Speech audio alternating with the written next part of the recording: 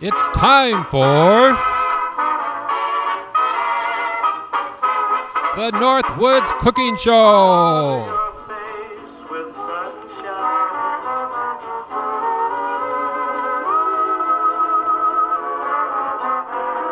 Starring Uncle Roy and Miss Callie, the troublemaking dog.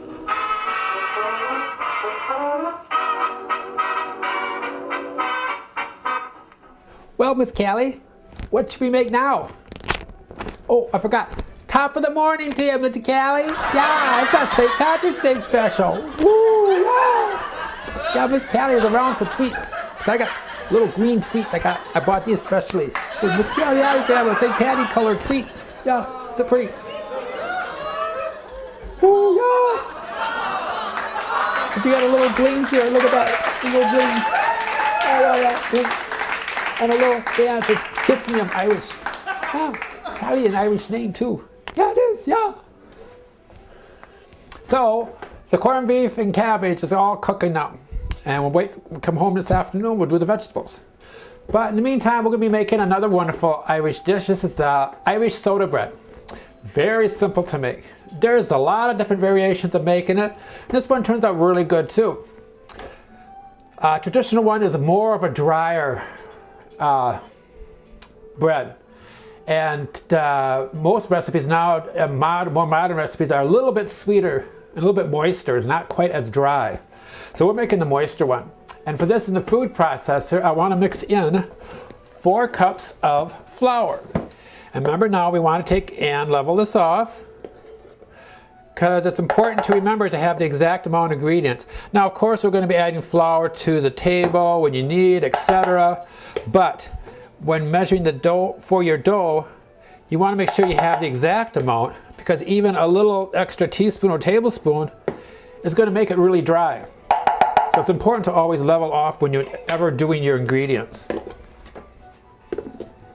And to this now, we're going to be adding a 1/4 cup of sugar. That's where the sweetness comes in.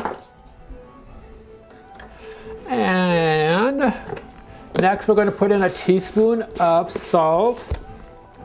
Remember, I always use the kosher salt. Ain't that right, Callie? Yeah. Because it's true that the kosher salt has less sodium than iodized salt, and it makes a huge difference in all your baking products.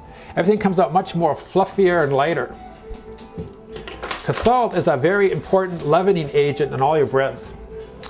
And then we need a teaspoon of baking powder. Oh, the leprechaun's lying down. Oh. Guarding her gold. She don't know when to steal her gold. Oh.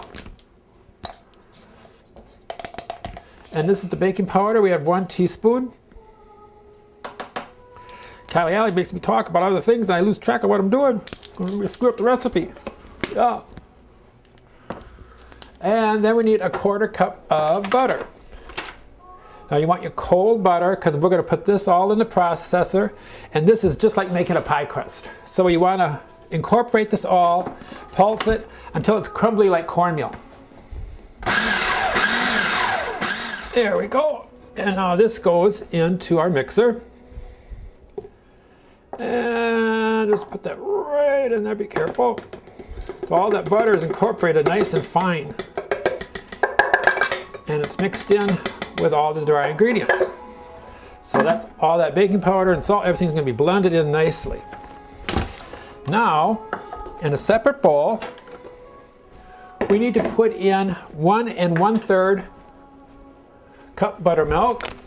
What did I do with that? Right here. And if you don't have buttermilk, you can sour your milk. For every cup of milk, add 1 teaspoon of vinegar. Mix that up and let it sit for a couple minutes, and it'll coagulate and get thick.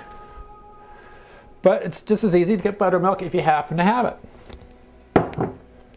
That's 1 1/3 cup buttermilk, 1 egg. Remember, I crack on the countertop so I don't do the edge of the bowl. Otherwise, you get eggshells in your mix there. And now this is where the 1 teaspoon of baking soda comes in. Here's the soda part for the soda bread. And it's the main reason why it's called soda bread, because you use a soda, granted, but you use that instead of yeast, because there's no yeast in this bread. It's the soda that makes it rise. And now we just take and whisk all this together. Now this we pour right in to the dry ingredients. And we just put this on the mixer. Now we're going to put this on too after it gets all moistened. And we'll just continue and let this knead for about 4 minutes or so until it forms a nice soft smooth ball.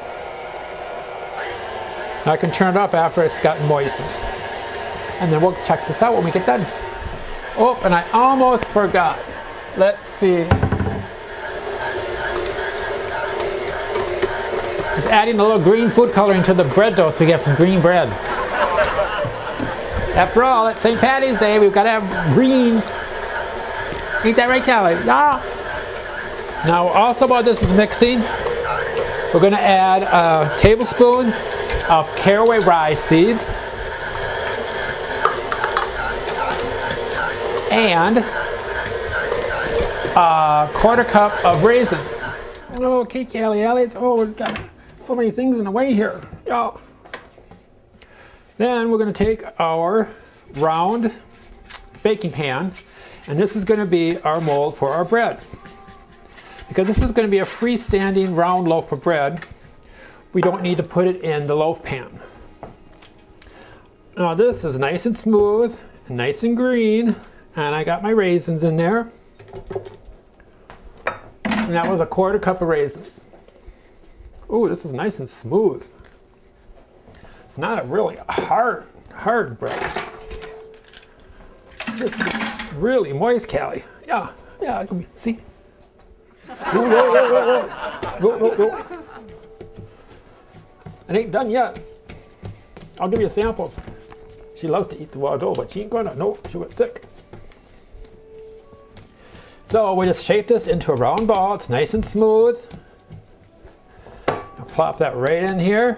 Kind of flatten out just a little bit. I don't want it too tall, because it's going to expand when it bakes.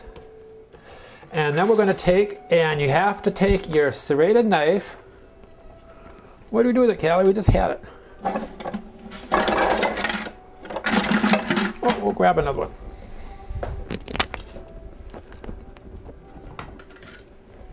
And you want to cut a 4-inch long. Oh, there go the birdies.